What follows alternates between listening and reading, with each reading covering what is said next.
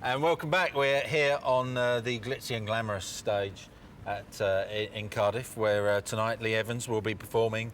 How many thousand you got in this one tonight? 5,000 tonight. Oh, that'll do you.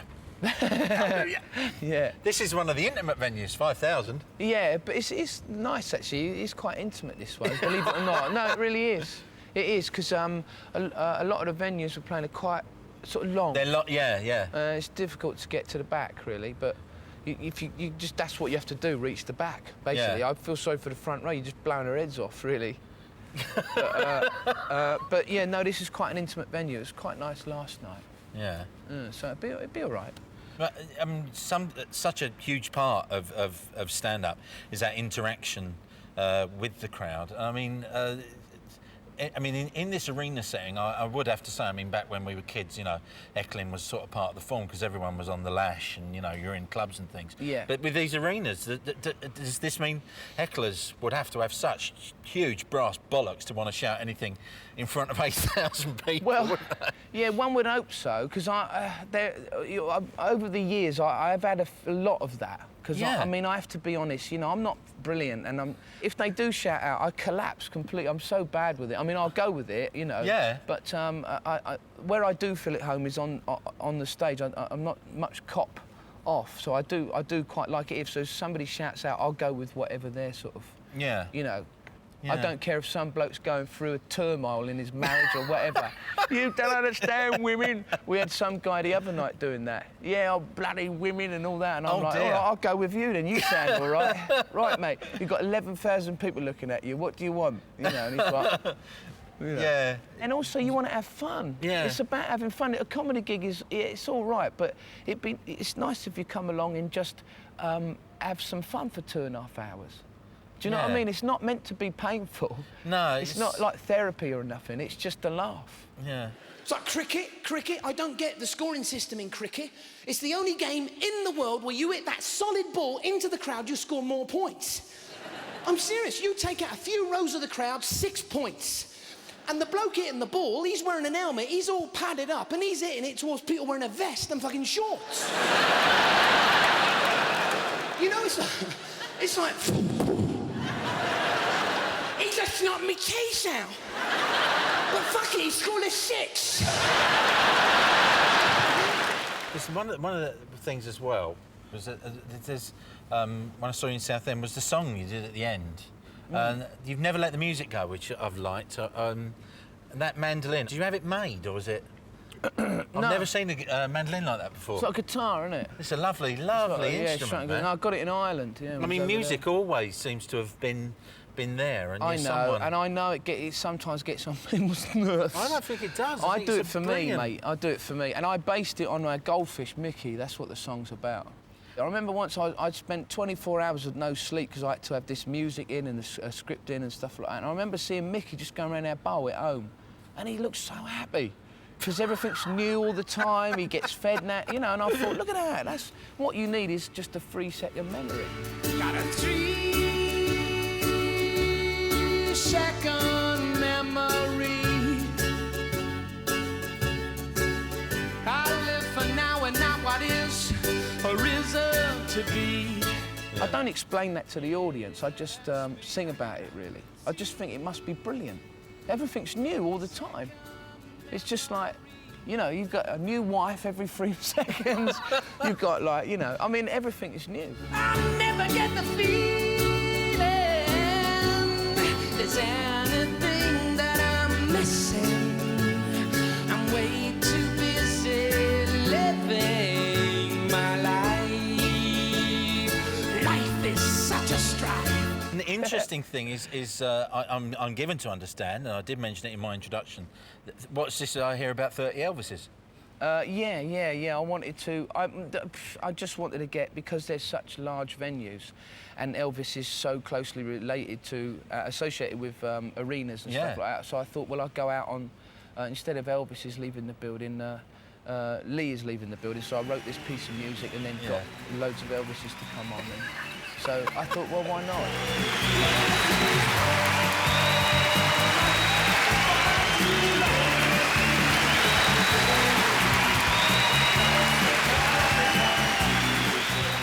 And of course, the opera singer in Wales, an ideal place to bring an opera singer on. Yeah, it's just me youth. That's what I grew up with. My grandfather is through and through Welsh, and my father's Welsh, and it was always a case of you had to have a voice, and you had to play rugby, and you had to box, and all this sort of stuff. And I suppose really I'm just exercising a few demons by getting a. Do you know what I mean? By getting an opera singer on and doing a bit of singing, and it's always been in our family, that very that element of Wales, and you know what I mean. It's always been in our house.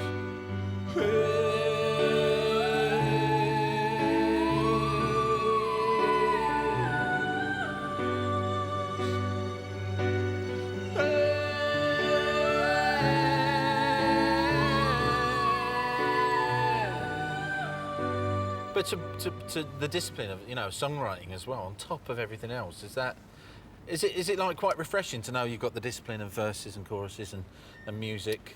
That's something I like doing. Yeah. You know, and so I just put that in at the end. You know, I mean, That's the bit of the show for you.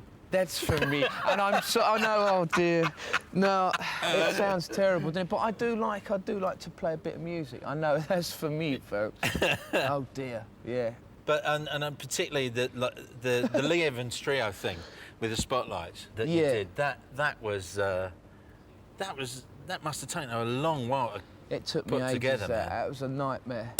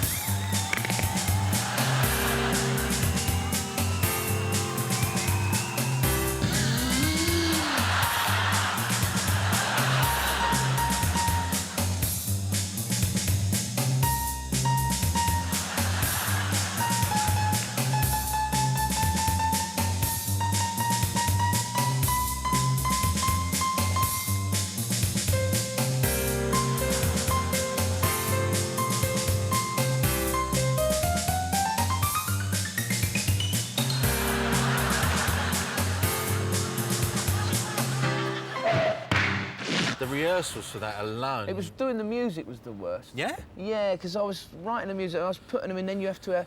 because once music's written, it's difficult to kind of take it away. Can you read the dots? No, I can't read the dots. My daughter does. Yeah. My wife reads music because she used to play the flute. Yeah. And I sometimes go to her with stuff if I have to give it to an orchestra or something. But took ages to work out at home. I went to a second-hand shop in Southend. Yeah.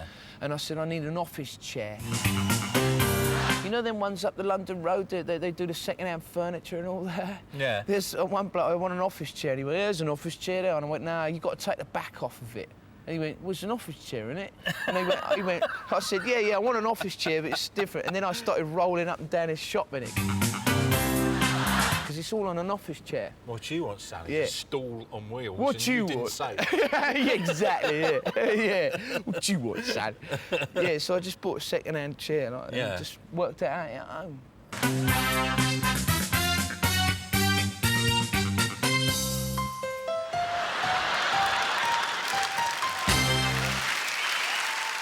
What are you going to be like at the end of the tour, do you think? I feel I flag out for a couple of days and then I can't sit around the house doing nothing. I know I'm going to have a row with the missus because she's going to go, well, do something.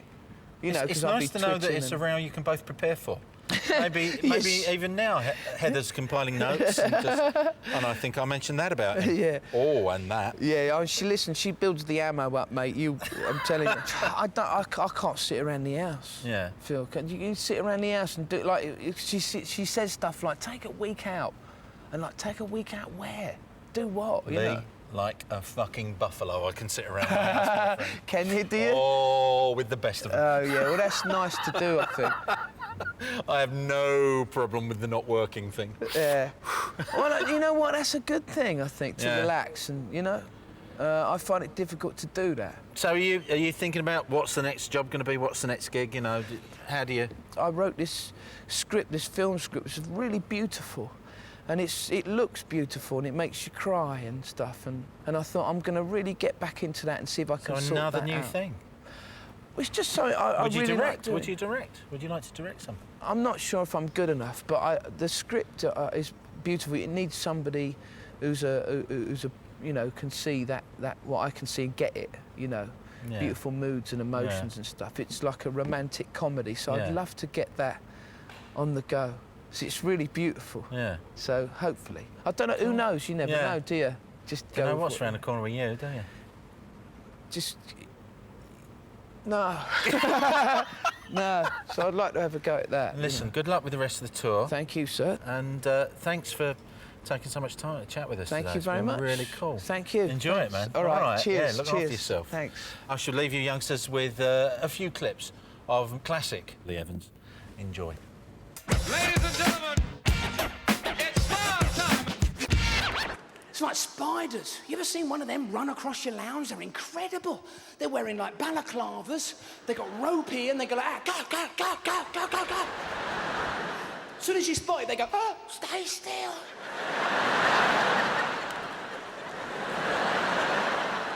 He cannot see me. They got this whole series of programs as well on now. Like, have you seen this one? Changing Rooms with Carol Smiley. She comes on and she goes, we will change your house. You know? And this snotty-nosed twat comes in. He goes, no, yeah, okay, right, okay. MDF, everything, just fucking MDF. Fucking MDF. Kids, it takes every bit of fucking hard work you've got to bring them up. You bring them home, they're kids, and you sleep upstairs with these baby monitors and you listen to their every breath like... That's when they fuck with you, because they stop breathing, they go...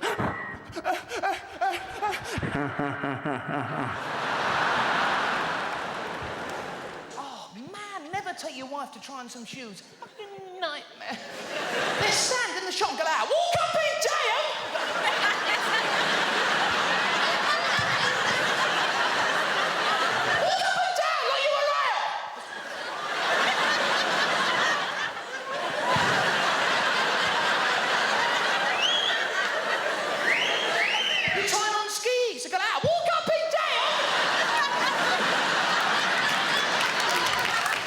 Broke down and been towed by somebody. Fuck, they don't like you overtaking, do they? You come on the outside like a water skier like that. Oh! Sorry if I'm a bit nervous. I bought a relaxation tape the other day and Sound of the Ocean Waves. There was nothing on it. So I took it back to the shop, right? And the bloke said, well, the tide's out, isn't it? You ever do that thing where you walk in a room and you forget why the fuck you walked in there? And then you ask yourself, why did I walk in this room? Why are you asking you? You don't fucking know. Getting lost is the worst thing in the world, especially if you're with your wife. That's the nightmare. You know, if you get lost with your wife, you know it's going to turn into a nightmare, you know, because you know when you hand your wife the map, you think she's going to turn into the Lombard Rally, you know, put a helmet on, some goggles and go like, go, left, right, straight ahead. But they don't. You hand your wife the map in the car and she go like, where are we now? That's why I give it the fucking map! All right. You guys lost? Christopher fucking Columbus? This is why we should have more women in government, or at least in charge of our armed forces. No fucker would attack us. Anyone that bombs us, they just walk off with that strop. Okay, fuck you. They'd be on their knees in half an hour going, okay, we're sorry. No, it's too late now, isn't it? I love the MOT garage. They've always got a calendar on the wall of a half-naked woman straddling some tyres like that. What's the point? What if that actually happened? The bloke would go, excuse me, love, could you fuck off?